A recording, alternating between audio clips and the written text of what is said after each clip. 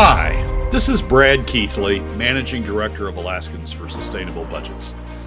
Welcome to the weekly Top 3, the top 3 things on our mind here at Alaskans for Sustainable Budgets for the week of July 14th, 2025.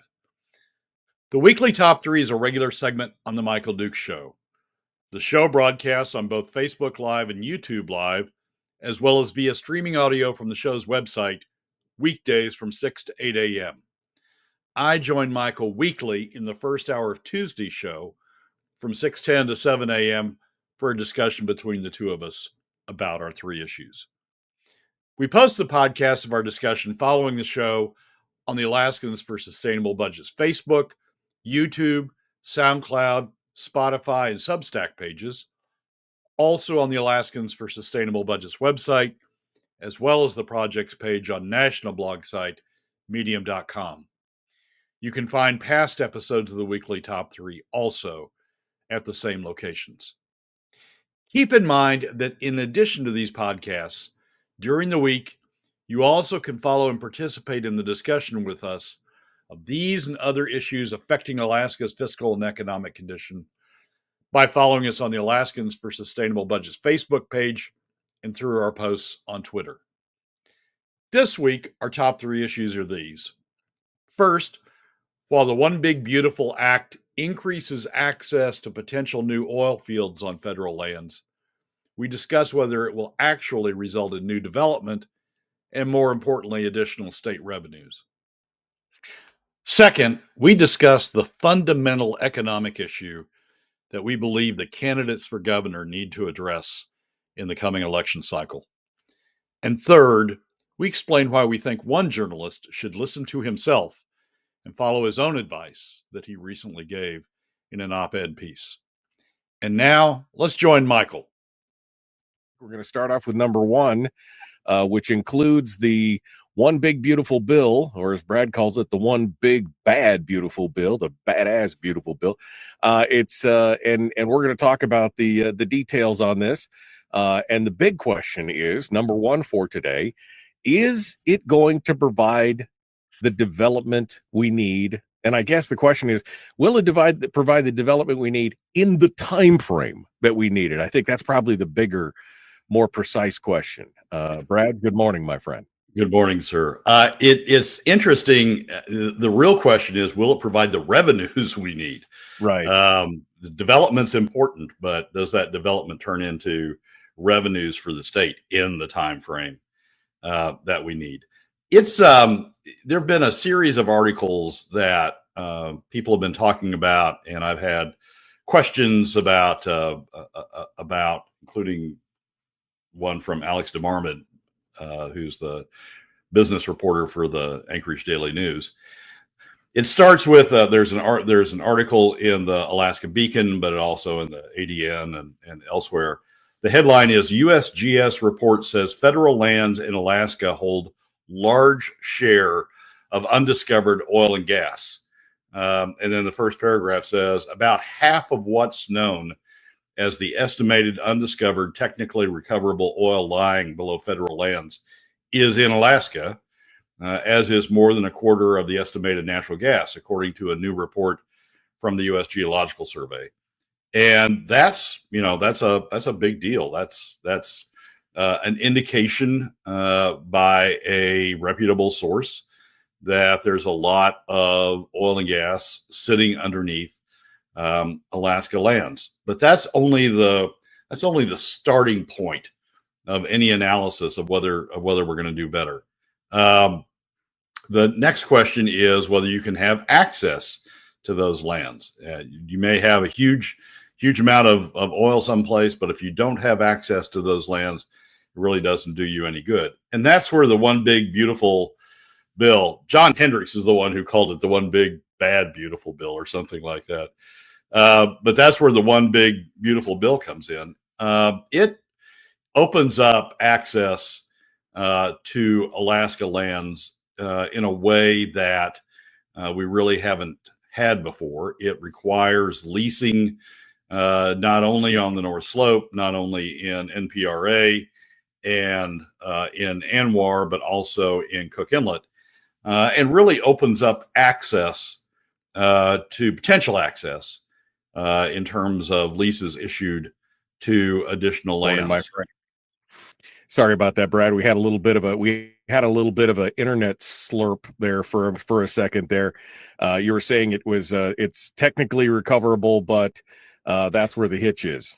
Yeah. So the question is whether you can get access to the first question of several is whether you can get access to those lands, and that's where the one big beautiful bill comes in terms of providing additional access. It sets up leasing both in NPRA and in ANWR, additional leasing both in NPRA and in ANWR, and sets up additional leasing also in the Cook Inlet.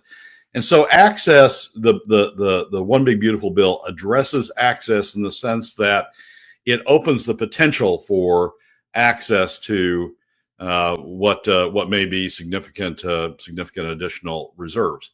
But that's only the second step. The third step is, does the geology prove that there's really oil there? What the USGS study is an evaluation of estimated, undiscovered, technically recoverable. And what that's really talking about is potentially there's additional oil right on these Alaska lands. And the question is, first, can you get access up to it? And then geologically, is the oil actually recoverable as opposed to technologically recoverable, theoretically recoverable? And then the final question is whether it's economic to produce. And we won't know that for a long period of time. And as you and I have discussed, that really, in a significant way, depends upon the next election. These development horizons or these development timelines are fairly long. Even if you have good permitting, even if the permitting times go well, the development times are fairly long. And the question is whether producers feel confident enough that they're going to have long-term access. That is, that the next election cycle isn't going to snap back and all of a sudden shut down access to these lands, whether they're going to have long-term access in a way that justifies the significant upfront investment they have to make in order to recover these reserves. And that's part of the problem with the politicization of this whole process back and forth, right? What used to be kind of more of a market-driven approach has become so heavily regulated and so involving the government in every aspect. It's been politicized at every turn. Yep, exactly right. And so that's a big issue. When in this cycle producers begin to feel confident they can step out. Now, I noticed the other day that Conoco had announced, or yesterday actually, Conoco had announced plans for additional development around Willow, additional development in their share of NPRA on lands they've already leased. And so they feel confident making some additional exploration decisions, some additional development exploration decisions around Willow. But that's really, they don't have to set up much. Willow's already there. The infrastructure's already there. And so that's a relatively a short cycle development that they can go out and explore for and potentially development. So that's a good sign, certainly of additional development. But I truly think some of this is going to hinge on how the 2026 elections go, how the congressional elections go, whether the Republicans hold both houses, and whether there's an indication that they're going to continue to hold the presidency after Trump after this term. And so we're not there where there's a confidence level, I think, where producers are going to be making long-term development decisions. But, we've got a ways to go. They've got access. And so that's the first step of many. The final step is, does that translate into revenues for the state? The one big beautiful bill does provide additional royalties going to the state from the additional development. But NPRA, additional development in NPRA, is still subject to the local preference. So even though the NPRA revenue sharing steps up under the one big beautiful bill after a period of time, steps up under the one big beautiful bill, it is that additional revenue, that additional royalty would go to would be subject to local preference and really go to the North Slope borough and other localities on the North Slope. It really doesn't help state general fund revenues. It's different in ANWR. ANWR is not subject to the local preference, and so any development over in ANWR would the increased royalty that the bill provides for development from ANWR would go to the state, and that's a good thing. But ANWR is several years off, even if everything works perfectly, even if the leases go off, significant players take the leases, even if the geology proves that there's oil there. The development time frame for ANWR and the confidence level they're going to need to develop ANWR is still quite a period off. So yes, it doesn't provide for potential additional revenues to the state. I mean, opens up the opportunity for that, but that's a ways off and subject to, are the producers going to have confidence in the next election cycle? Yeah, and that raises the question. I mean, of course, one of the big pushes was even the president, and Nick Vega just talked about that and everything else. Now is the time for Congress to act while they still have some of these priorities to actually solidify some of these decisions. But is there the political will in Congress to do these things, to lock them in for a longer term so they can't just be subject to presidential whims? Well, and as we found out, that's hard to do. I mean, Trump is proving that executive power is much broader, I think, than some anticipated in prior administrations, and is proving the power of executive orders in a way that, frankly, we haven't seen before. So, or demonstrating the power of executive orders in a way we haven't seen before. So it's you're not certain, and uncertainty is not a friend to development. I mean, producers don't want to put a whole lot of money down in pursuing a project if they're uncertain. I mean, geologic uncertainty is one thing, technical uncertainty is another thing. But if you've got political uncertainty about whether you're going to continue to have access to those lands or continue to be able to develop those lands, that's a huge amount of uncertainty that producers aren't willing to undertake. I mean, given the opportunities available in the world, there are other more certain plays that you can pursue than one that's been so subject to a political yo-yo over the years. Somebody just said, have a little faith, Brad. I don't think this is about Brad having faith. I think this is about the realistic, what's going on. That's like saying let's just get a gas line now. Okay, well, that's great. But there's this little reality called economics that we have to deal with as well. I mean, I'd love to see it. I'd love to see the drilling. I'd love to see all that stuff. But no company or private individual or investment firm is going to dump tens of millions, hundreds of millions of dollars into a prospect that 5 years from now could be 100% reversed through executive order. That's part of the problem here. We've got to have congressional underwriting of the direction that the president's going. Yeah.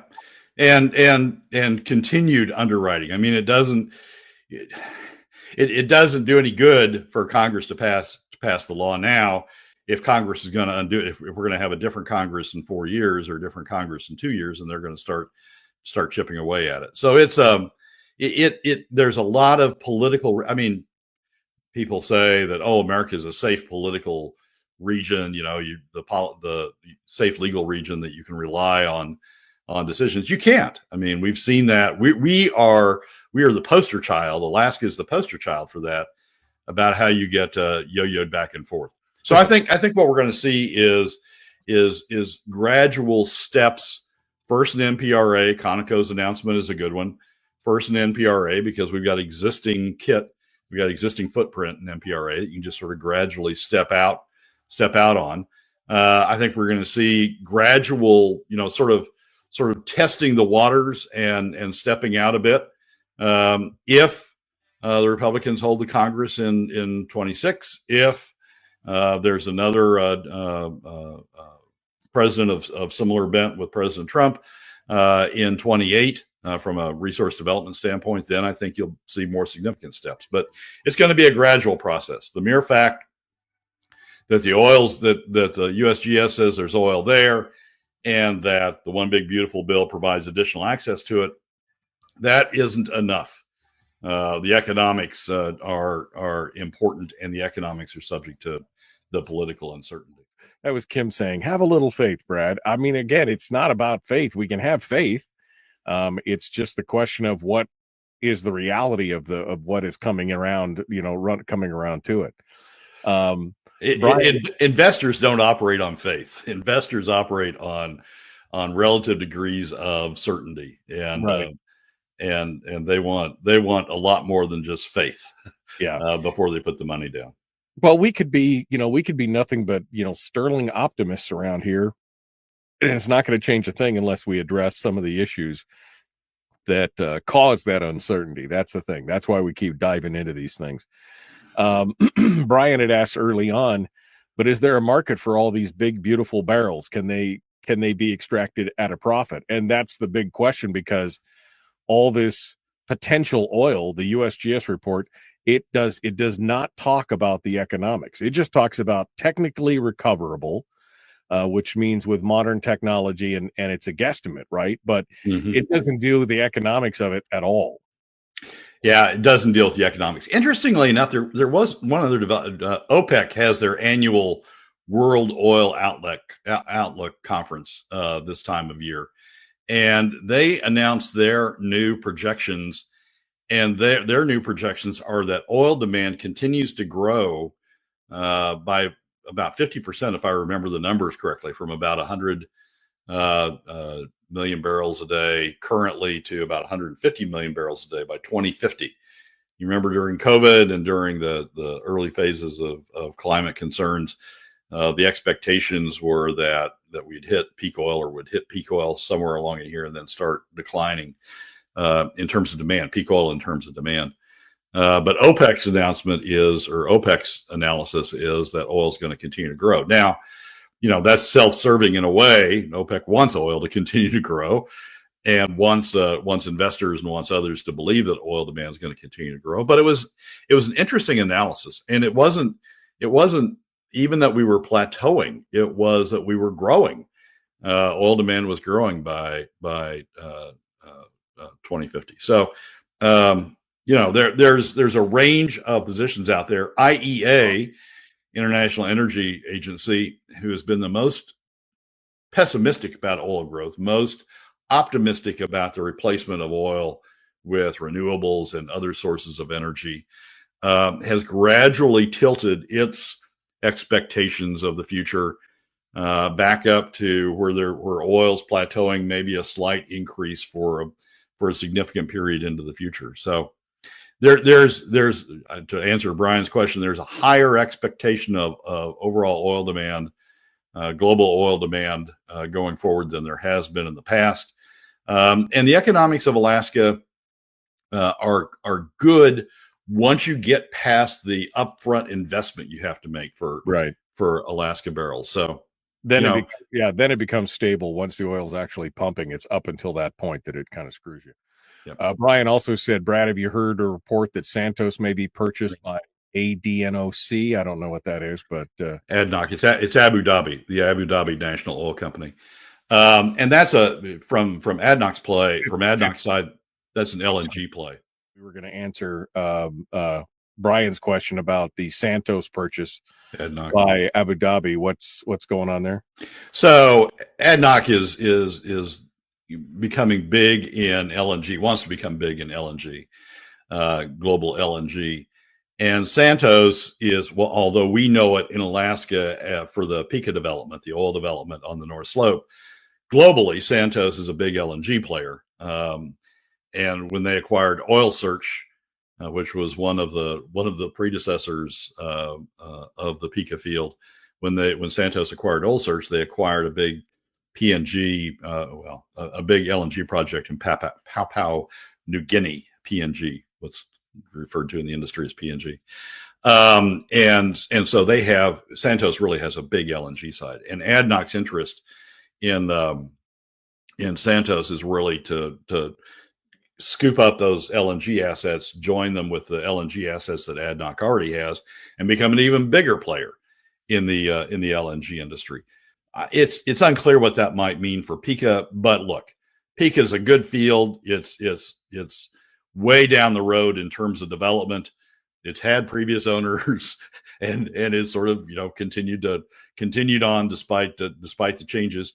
And even if ADNOC for some reason decided that Pikka wasn't a strategic fit with its overall view of where it's going, Pikka would be easily saleable on the market. So, and ADNOC really wouldn't demand that high a price, I don't think, because ADNOC's going to be focused on developing the LNG assets that it would get with Santos. So, yeah, it's something that's occurring. ADNOC's made a bid. Santos has essentially accepted the bid, subject to a lot of conditions, and it's proceeding forward. And yes, it may affect Pikka, but I don't think it's going to be a big adverse impact on Pikka going forward. We move on to number 2, which is going to be the big question we're going to be asking ourselves for the next 18 months. Will any candidates actually articulate and face the problems that we're facing? They actually address the real problems. Brad, what made you dive into this one? Well, there's an article that Nat Hertz, I think, published yesterday. And so it will work its way through the various publications. He published it on his Northern Journal, which is his website, but it typically works through the other publications.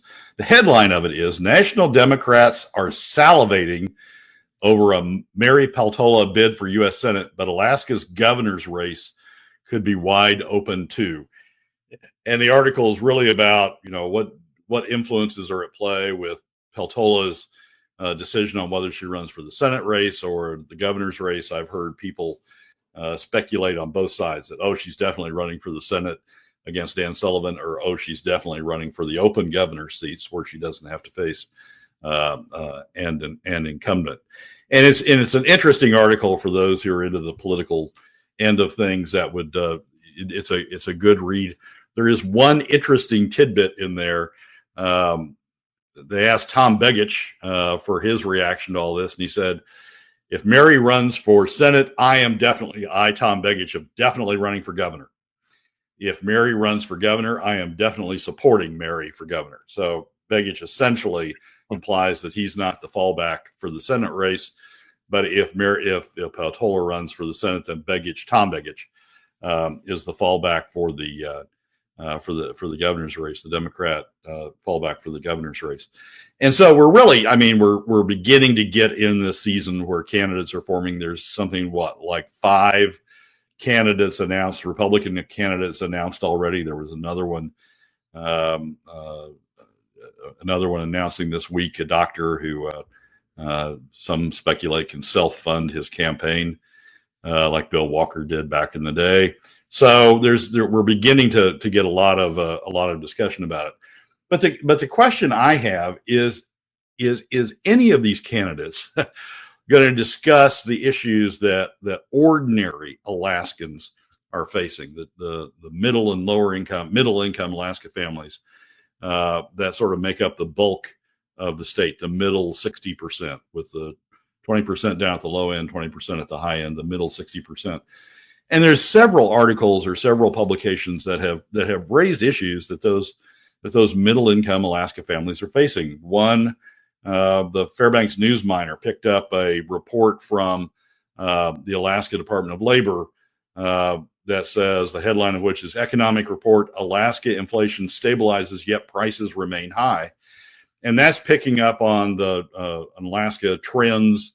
It's a monthly publication from the Alaska Department of Labor, economic publication. It's picking up on a story in the most recent Alaska Trends that talks about the fact that inflation is sort of leveling off. Alaska inflation is leveling off, which is sort of the good news. But the bad news is that we've had substantial inflation over the last several years, which has elevated prices. So the fact is, from where they were before COVID. So the fact that we're returning to a normal rate of inflation growth is good news, but the bad news is the prices that have elevated substantially over the past few years due to high inflation are sort of sticking. We're not having deflation where those prices go down. We're just going to continue to experience the impact of the elevation of prices over the past few years. And the trends article makes a good point about the fact that you really need to continue to focus on the impact of past inflation and where those prices have gotten to. For Alaskans, you need to continue to focus on that as much as the fact that we're having moderating inflation going forward, and the impact that has on Alaska consumers. There's another article in the Frontiersman that says Alaska job growth appeared to slow in May, according to state data. Another in the Alaska Beacon that says healthcare takes big toll on cost of living in Alaska cities, report shows, and it discusses the fact that healthcare in Alaska's major cities, Juneau, Anchorage, Fairbanks, is substantially higher than in the nation as a whole, and has a huge impact on cost of living in those locations. It's not that it isn't higher elsewhere in the state as also. It's simply that the report focused on the major municipalities, and so that's why the report or the article focuses on the major municipalities. It very well could be a big driver, and likely is a big driver elsewhere in the state as well. So we've got big cost drivers, cost of living drivers, past inflation, healthcare, and other things that are affecting middle income Alaska families.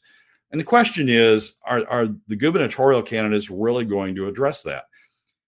I'm concerned that what we're going to see is sort of particularized focus. Like, I would not be surprised if Peltola or Begich says, I'm going to bring your healthcare down through more government regulation or through more government controls on healthcare costs. I wouldn't be surprised if Republican candidates said, I'm going to bring up jobs, or I'm going to bring up the opportunities from jobs through more resource development, and I'm going to work with the Trump administration on more resource development.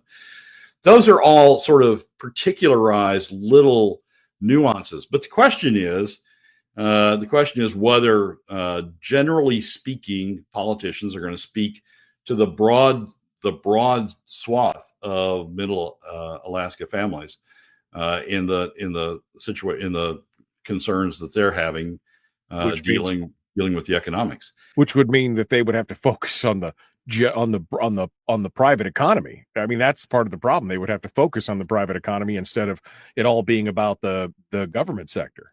Yeah, and it also brings us back to the PFD. I mean, one of the things that I've continued to harp on and will continue to harp on is the regressive nature of PFD cuts, funding government, what government we have, funding government through PFD cuts, because that is having a big impact, certainly on lower income Alaska families. You see the big impact there, but it's also having a disproportionate impact on middle income Alaska families. And so we're really, as costs are going up, we're sort of taking out through PFD cuts, we're sort of taking out the base, a component of base income, a component of base revenue to Alaska families by using PFD cuts as the way to fund government.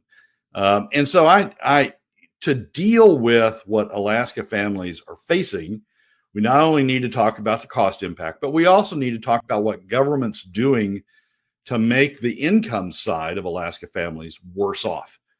And I think that candidates who really want to talk to middle income Alaska families, really want to focus on middle income Alaska families, need to talk about other ways to develop government revenue other than through PFD cuts, to replace PFD cuts and eliminate the disproportionate adverse effect on middle income Alaska families that they are experiencing through the use of PFDs as a way of funding government.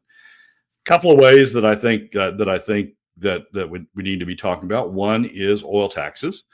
I think that, as we've talked about on the show before, I think there is room, there is capacity to reform oil taxes without adversely impacting future development.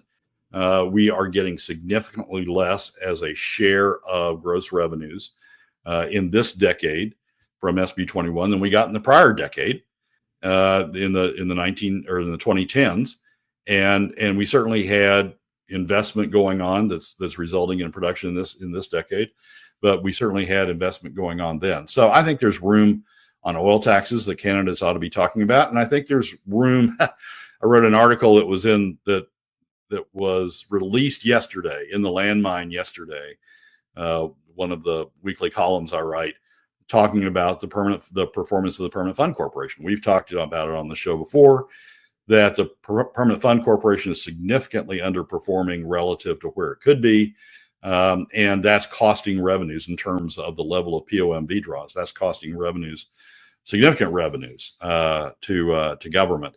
And I think those are things that we can talk about before we ever get to taxes. I mean, reforming the tax structure. I think those are things that we can talk about to relieve the pressure on using the PFD as a revenue source.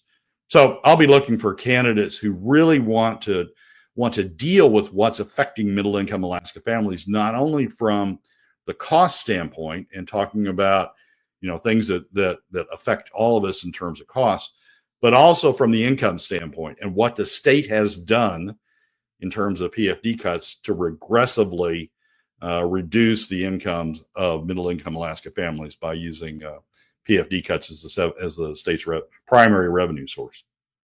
Well, and this is the 12 million pound gorilla in the room, right? I mean, if we could only get a control of our taxation or of our spending, we could pull all this down. But again, there's got to be the political will to do it. And there's a lot of platitudes that go around from all these different politicians at the various levels.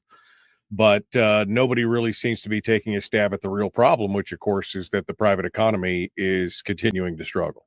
Yeah, and I know Bernadette's talked about restoring the PFD and making that a principal stand of her campaign, but you can't do that realistically. You can't do that if you don't have replacement revenues.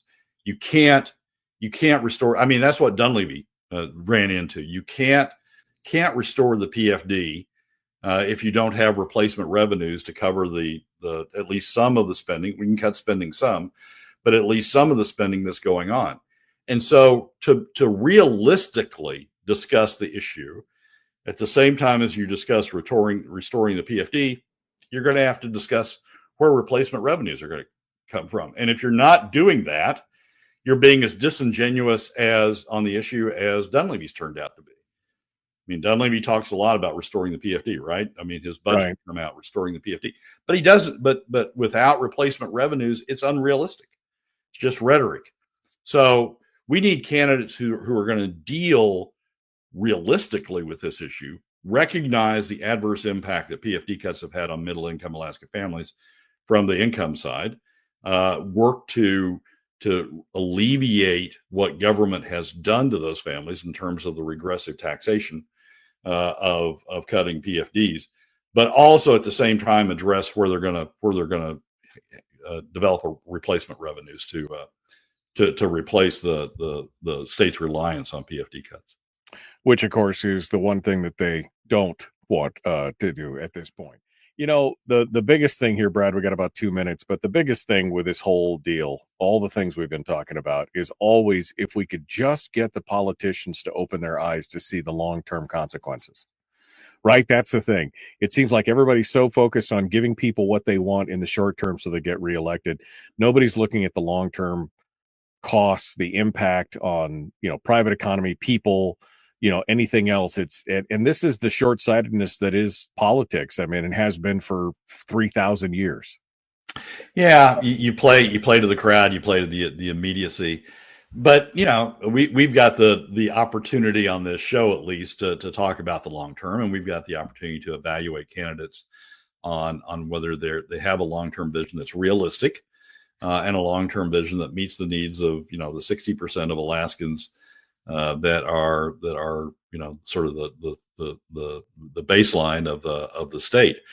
And I think they just get lost in the noise. I think that segment of Alaska gets lost in the noise about, oh, I'm going to appeal to this segment, or I'm going to appeal to that segment, or I'm going to appeal to this segment. I think that the base of Alaska sort of gets lost in the noise. And one of the things that when I read articles about Peltola or Tom Begich, or the 5 Republicans that have already announced, and the more that are likely to come, when I read those articles, I'm going to be looking for, and talking about on the show, talking about whether they're really focusing on the fundamentals that affect middle-income Alaska families.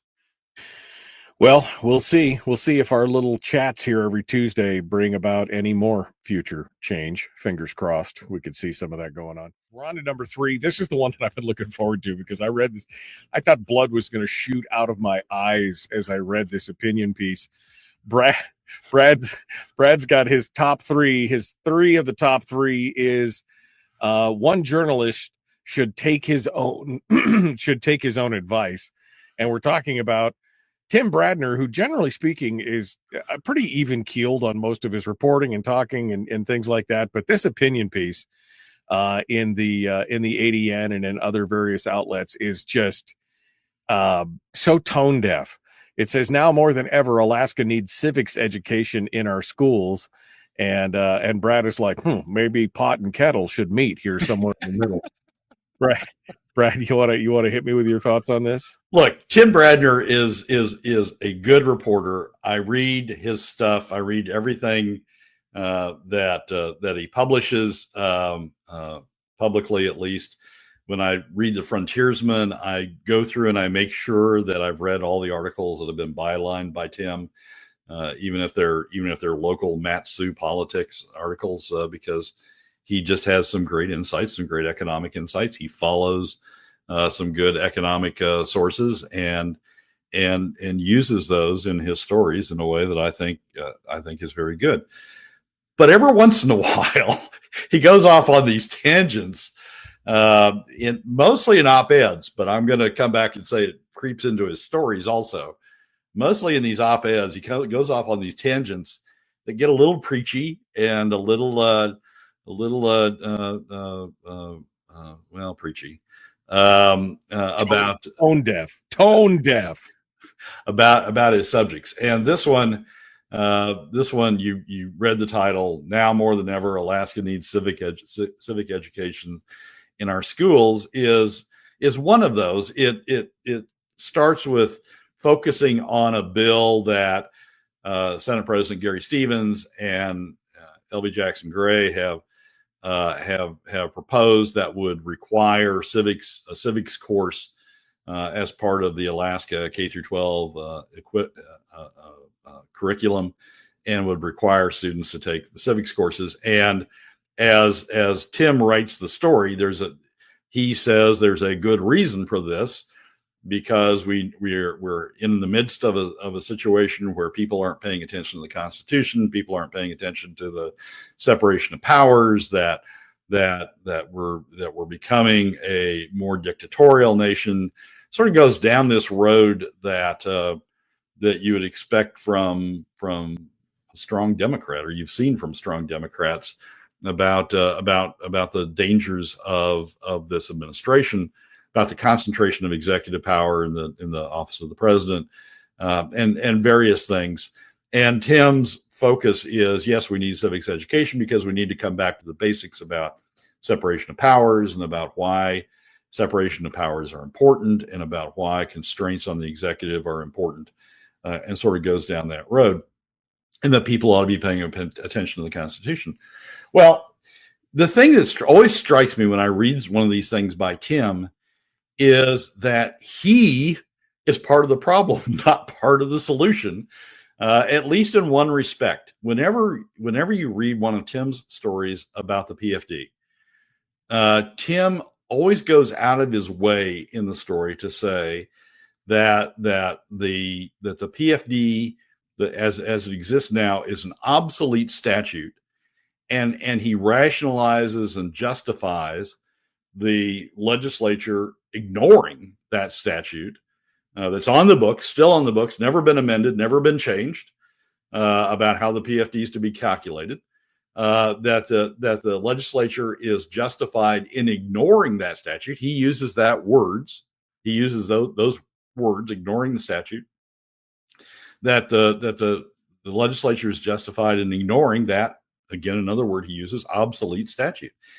And it strikes me as just sort of as just, sort of pot calling kettle black. I mean, Tim writes this column that goes off on this screed about people not paying attention to the Constitution, not paying attention to the separation of powers, not paying attention to the constraints that the executive is supposed to operate under, not paying attention to various things that are in statutes and constitutions and otherwise, and saying, we need to restore, we need to have a course that emphasizes that people ought to pay attention to the laws, ought to pay attention to the Constitution, ought to pay attention to the statutes that emphasize all those things. At the same time, Tim is writing stories that says you can ignore statutes because they're obsolete, not because they've been changed, not because a majority of the legislature with concurrence of the governor have changed the statute and made it something different, that you can just ignore a statute because it's been around too long, or it's inconvenient, or it doesn't work, or whatever rationalization he brings up at any given point in time. Tim's part of the problem. I mean, he is in those stories, he is preaching that you can ignore statutes. He is preaching that you can self categorize a statute as obsolete and just ignore it and go on about your business. He is advocating when he does that, he is advocating ignoring law, right? Ignoring provisions of law. And I just always think it's really humorous. It's just inconsistent. It's hypocritical. You're way too nice. It's hypocritical. I mean, at that point, welcome to the Irish democracy, right? We're just going to ignore the laws we don't like. Oh, but this guy, if he does anything that we even, civics, the fall of civilization. That's again, the hypocrisy of this kind of stuff. It is. And I don't know if Tim recognizes it, to be honest. And Tim, if you listen to this segment along the way, again, you write great stuff. I read everything you write, but this is just sort of silly. It's silly for you to write into your stories how that you can ignore statutes and it's okay for the legislature to ignore the statutes because they're obsolete, or because they don't fit the times anymore, when those statutes are still on the books. What I would suggest you do is focus on the fact the statute's still on the books and point out that the legislature is ignoring it, just like you want us to point out that the Congress or the president or whoever is ignoring separation of powers, is ignoring the Constitution, is ignoring this, that, or other thing. You want us to point that out. We need civics education to be able to identify and point that out. Well, you need to point out also when the legislature is doing the very same thing, when they're ignoring statutes that they wrote, not changing them, not amending them, but just ignoring them, right. The statutes that they wrote that are still on the books. No, it's frustrating to watch again. And he does write well. I've read a lot of his stuff, but again, this one, your bias, your slip is showing. It's just like, it's so blatantly clear. And like you said, it actually bleeds back into his other writings now. The more you see it, the more you can't unsee it, which is unfortunate. Because again, he does a pretty good job in a lot of things, but this one is just so tone deaf. I read this and I read through it a couple times because I'm like, do you not see the absolute hypocrisy of what you're talking about here? You advocate for all these things to happen in the state simply because you think it's the right thing to do. And just because they can get away with it doesn't mean that they should. And at the same time, things that are falling within the law but are unpopular with you now become the end of civilization. The fate of civilization as we know it is then tied to this. Yeah, and it's really, I don't want to blow this too much out of proportion, but when you write an article, when you write a news article was Mhm. supposed to be a news article, and you call a statute obsolete, you, the writer, believe the statute is obsolete, so you call it obsolete, and you rationalize and justify the legislature ignoring that statute as part of your news article. Well, you're influencing your readers to say, well, if we can call that statute obsolete, then that statute's obsolete, then that that tradition about how the president ought to act and the constraints the president ought to be under, that's obsolete, and you just lead the reader, at least I think you lead the reader to have a much more blasé reaction to people ignoring the law elsewhere when you yourself are writing an article and said that you can ignore the law because it's obsolete. Good for the goose, good for the gander. If you want us to pay attention to all the traditions, if you want us to pay attention to strict separation of powers, if you want us to pay attention to all of the stuff over here that's still written down that hasn't been changed, then you should pay attention to the stuff over here that's still written down and hasn't been changed. Yeah. Well, it's almost like he's championing it, right? At that point, it's like when he says it's the opposite, he's championing the behavior of the legislature, at the same time castigating what's going on with the president or whatever else, and kind of falling into that same trap. And again, your slip is showing, your bias is showing. And if it was just in an op-ed, it'd be one thing. But as you said, it bleeds into all these other things, and it becomes very obvious that this is kind of the tact that they're coming from. It's kind of frustrating, because one of the things that I've been critical of is that we just don't have enough journalistic depth in this state. Maybe journalistic integrity, but also journalistic ambition, where they actually dig into an article instead of just paraphrasing a press release. They're actually getting, okay, they said this, let me go over here and get the opposite side and then have a balanced art. That's just not happening for the most part. Yeah, and I agree with that. But that's really, that's sort of a separate issue, right? That's sort of a are you telling the full story issue here? In this situation, Tim is becoming an advocate in the middle of the news story by talking about and rationalizing, the legislature ignoring the statute and calling the statute obsolete. It almost gets to the point, frankly, when I read one of his news stories, I'm going through with my brain and saying, okay, this is news, this is analysis, this is legitimate stuff. Well, here's Tim's opinion over here. Right. And got to set that aside and look for the hardcore stuff in there.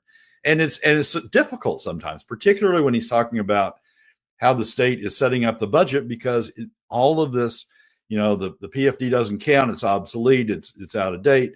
All of that permeates any story he does. Right. He does on the budget.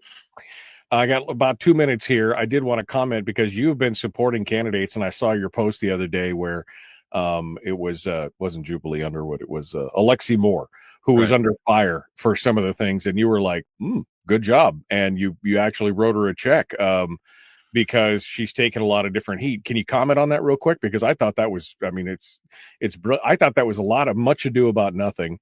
I think there's a FACL contingency out there that's really banging on her about some stuff. But what's your take on that? So her district, I forget what district number it is, but her district Republican Party sanctioned her for different things, but one of them was supporting Rob Yunt's Senate Bill 133, which is the digital tax, what some try to discount, saying the Etsy tax, but is a tax on digital services being provided in the state. Just like we have a sales tax on goods provided in the state, it would have a tax on digital services being provided in the state. And Lexi had supported Rob's bill, which I thought was a good thing, because we need alternative revenue sources. We need to reduce our reliance on PFD cuts, and I thought Alexi supported that. So when the district sanctioned her for that, there's, you and I have had this discussion on the show, but there are very few bills out there that have as small an impact, if any, revenue impact on the state as the digital services tax. when her district sanctioned her for that and told her she could no longer claim to be a Republican.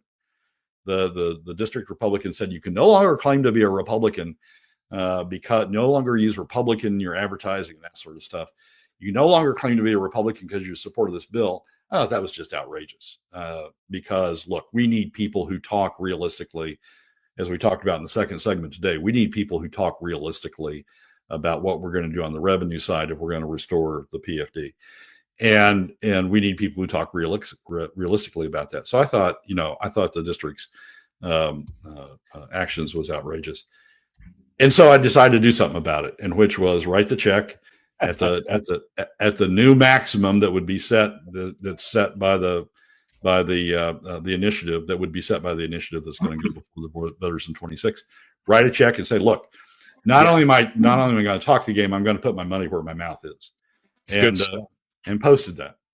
Anyway, we're out of time. Brad Keithley, Alaskans for Sustainable Budgets, the weekly top 3. Brad, thanks for coming on board this morning. And I hope Michael, as always, thanks for having me. Thank you. I hope you enjoy your concert this Friday. That's what it's all about. Well, that's a wrap for another week's edition of the weekly top 3 from Alaskans for Sustainable Budgets. Thank you again for joining us. Remember that you can find past episodes on our YouTube, SoundCloud, Spotify, and Substack pages, and keep track of us during the week on Facebook and Twitter. This has been Brad Keithley, Managing Director of Alaskans for Sustainable Budgets.